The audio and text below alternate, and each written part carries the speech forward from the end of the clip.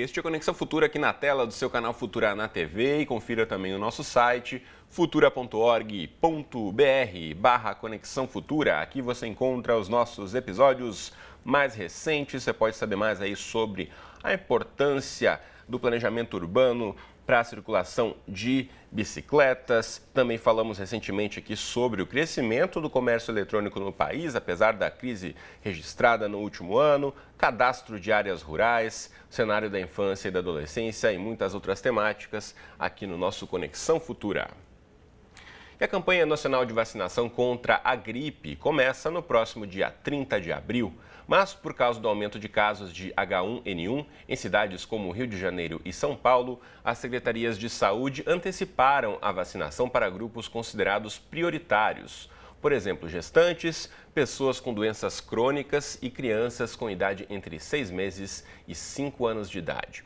Estudos demonstram que a vacinação pode reduzir em até 45% o número de internações por pneumonias e em até 75% a mortalidade por complicações causadas pelo vírus da gripe. Quem conversa mais com a gente sobre esse assunto é a Flávia Bravo, que é presidente da Regional do Rio de Janeiro, da Sociedade Brasileira de Imunizações. Flávia, bem-vinda à Conexão Futura, tudo bem com você? Tudo bem, Cristiano.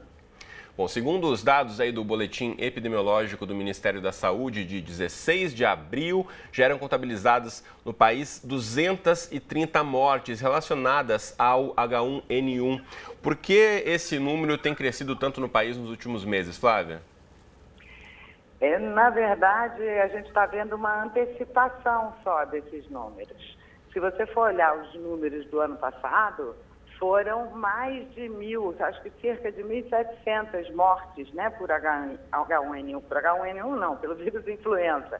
Esse ano o que aconteceu é que o H1N1, que é um dos vírus responsáveis pela gripe, né, existem outros, está predominando e começou a causar um estrago antecipado, né? Não é comum a gente ter um número concentrado assim tão grande no mês de março, que foi quando começaram, né, esses casos, principalmente ali no noroeste de São Paulo, e aí foi se estendendo para outras regiões.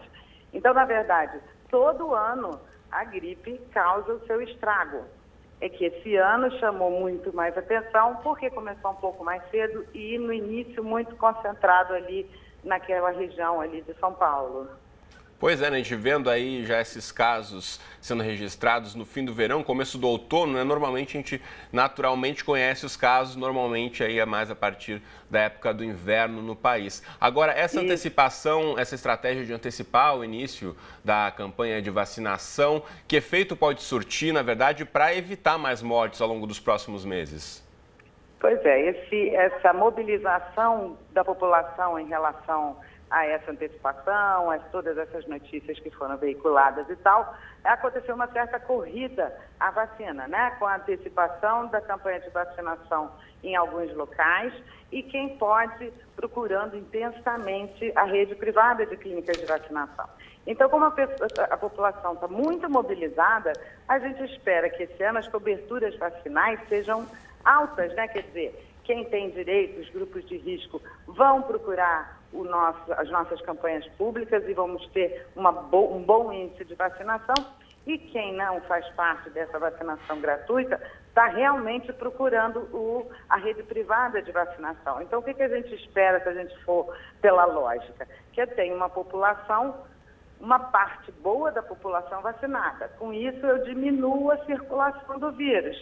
Com isso, eu vou ter, consequentemente, progressivamente, uma diminuição dos casos de gripe e, consequentemente, dos casos graves e das hospitalizações. Então, a expectativa é que quanto mais você vacine e quanto mais rápido acontecer isso, você consegue controlar melhor esse surto desse ano, que, na verdade, todos os anos a gente tem, né? Agora, Flávia, você mencionou nessa possibilidade para quem pode pagar por uma imunização numa clínica particular e a campanha da rede pública de saúde aí oferecida pelo SUS para principalmente as populações mais vulneráveis. E aí surge uma dúvida entre muita gente sobre a vacina em si. Ela é a mesma vacina oferecida na rede pública e na rede privada? Na verdade, o que acontece? A Organização Mundial de Saúde, ela define quais são as cepas virais que vão fazer parte das vacinas do Hemisfério Sul. e também do hemisfério norte. Mas, enfim, no nosso caso, assim, aqui é o hemisfério sul. Então, todas as vacinas, elas têm o mesmo componente de antígenos, né, do vírus que é capaz de fazer a resposta imunológica. Então, a trivalente, né, que tem dois vírus A, o H1N1, o H3N2 e um B, é igual, antigenicamente falando, né, o conteúdo da vacina, à trivalente da rede privada. O que ocorre é que na rede privada existe também a quadrivalente, que a diferença é só ter um B a mais. E esses tipos que estão na vacina, eles são definidos por observação, né, coleta de material no decorrer do ano todo, com uma análise de tendência em que a Organização Mundial de Saúde identifica quais os vírus da gripe que estão preponderando. Então, e elas são feitas assim. Então, na verdade, os antígenos, né, a substância que faz a resposta imune é igual, tanto na vacina da rede privada como na vacina da rede pública. Muito bem. E a gente sabe aí que H1N1 tem acometido muitas pessoas no Brasil, como a gente já falou aqui, e também acaba tendo uma questão em relação aos sintomas da gripe ou que danos ela poderia causar. Isso também eu queria que você pudesse explicar um pouquinho para a população que nos acompanha, que isso ainda gera muitas dúvidas na população, né? Tá, então, assim, a primeira coisa que a gente tem que procurar desmistificar é o seguinte: o H1N1, ele se comporta igualzinho aos outros vírus de gripe, o H3N2 e o B. Na verdade, o sintoma da doença é o mesmo, o risco de gravidade é o mesmo, o comportamento é igual. O que acontece é que esse ano está preponderando, o que está mais frequente, praticamente em quase todos os casos graves que a gente está vendo, é o H1N1. Mas no ano passado não aconteceu isso, no ano retrasado também não. Esse ano o H1N1 está com uma maior prevalência, significa que ele está circulando com mais força. Mas os sintomas de qualquer dos vírus, né, das doenças causadas por qualquer um deles, é o mesmo. Agora, é importante a gente lembrar que nessa época do ano também outros vírus respiratórios circulam, que não são tão agudos, tão graves, com tanto risco quanto o vírus influenza, que caracteristicamente cursa com sintoma agudo, com febre, com queda do estado geral bem mais evidente, mas a gente tem outros vírus, tem rinovírus, tem adenovírus, todos esses vírus causam aqueles sintomas respiratórios, o nariz escorrendo, a febre, mas tendem a ter um quadro bem mais leve. Geralmente eles têm mais secreção respiratória do que a própria gripe. A gripe é mais sistêmica, né? Ela acomete mais o organismo como um todo. Mas é importante a população lembrar que as vacinas, elas protegem contra o vírus influenza. Essas outras viroses respiratórias que também circulam no inverno, a vacina não tem nenhuma ação contra elas, mas são doenças com uma carga, né, muito menor, com complicações muito menores. Flávio, uma outra dúvida constante é em relação ao tempo que dura essa imunização a partir do momento que a pessoa toma a vacina. Essas campanhas são anuais, que é importante de fato que as pessoas tomem a vacina anualmente, correto?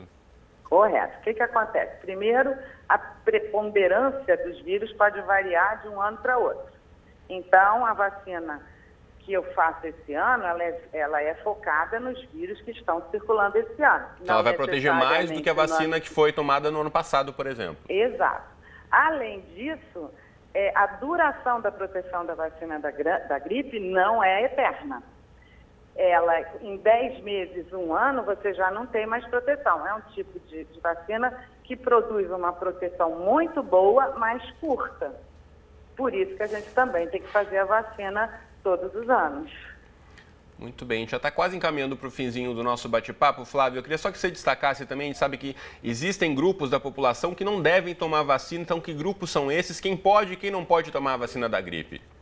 Na realidade, o que as sociedades médicas recomendam é que todas as pessoas, a partir dos 6 meses de idade, podem e devem se vacinar. As campanhas públicas, elas focam os mais suscetíveis, mas todas as pessoas podem e devem. A vacina ela tem muito poucas contraindicações. Na realidade, basicamente, é quem já teve anafilaxia após ingestão de ovo de galinha ou a dose anterior de vacina de gripe. E não é uma alergia a ovo porque fica com coceira ou mal-estar. É a anafilaxia que é a contraindicação e mesmo assim, hoje em dia a tendência é já nem contraindicar tanto assim, é recomendar a vacinação num ambiente adequado em que possa se fazer um atendimento caso a pessoa apresente os sintomas de alergia.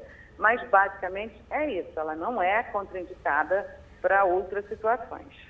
Então, são grupos muito restritos, uma pequeníssima parte da população em que tem restrições, então o importante é buscar, sim, essa imunização, né? A gente sabe que as campanhas estão aí também, ou mesmo quem puder buscar junto às redes particulares. E além da vacina, antes da gente encerrar, Flávia, dicas rápidas aí para a gente poder tentar evitar também a circulação do vírus. As pessoas têm como se programar, como se prevenir, além de tomar vacina? Bom, evitar situações de aglomeração, porque elas facilitam, né, a transmissão. Lembrar que o vírus sobrevive em superfícies, em madeira, em metal, em maçanetas. Então, a gente tem que manter as mãos o mais frequentemente lavadas com água e sabão, e se não for possível, com álcool gel. Evitar espirrar, essas coisas em público, e se o fizer, utilizar um lenço e de preferência de papel para poder ser jogado fora, ou cobrir com o braço, né? Jamais com a mão, porque senão você está enchendo a mão, né, de vírus aí que pode contaminar as superfícies. E manter esses cuidados de higiene básicos, né? Em relação à transmissão, lembrar que o vírus ele é transmitido pelas gotículas respiratórias, e se você passa a mão no nariz, ou você pega numa superfície que possa estar contaminada e coloca no rosto, principalmente nas mucosas, no olho, no nariz, você facilita muito a transmissão. Então, evitar durante esse período essas situações, coçar olho, coçar nariz, etc., e manter as mãos limpas o máximo de tempo possível. Muito bem, então, Flávia Bravo, presidente da Regional Rio de Janeiro da Sociedade Brasileira de Imunizações, muito obrigado pelas informações e por ter participado aqui do Conexão Futura. Um abraço para você. Um abraço, eu que agradeço, foi um prazer. Muito bem. Vou aproveitar e mostrar para você de casa o site aqui da Sociedade Brasileira de Imunizações, que é sbim.org.br. Aqui tem informações sobre a campanha de vacinação da gripe, sobre outras vacinas disponíveis no país também. E não deixe de procurar aí o posto de saúde mais próximo da sua residência para ter outras informações sobre a campanha nacional de vacinação aí junto à rede pública de saúde. E na próxima entrada aqui do Conexão Futura, a gente volta para falar sobre a formação dos professores. Sabemos aí que as constantes mudanças de aprender e ensinar, os professores têm adquirido um novo papel dentro da sala de aula. Então a gente vai discutir aí sobre esse novo espaço, essa nova dinâmica dentro das escolas. Então não perca o nosso próximo bloco do Conexão Futura. Até já!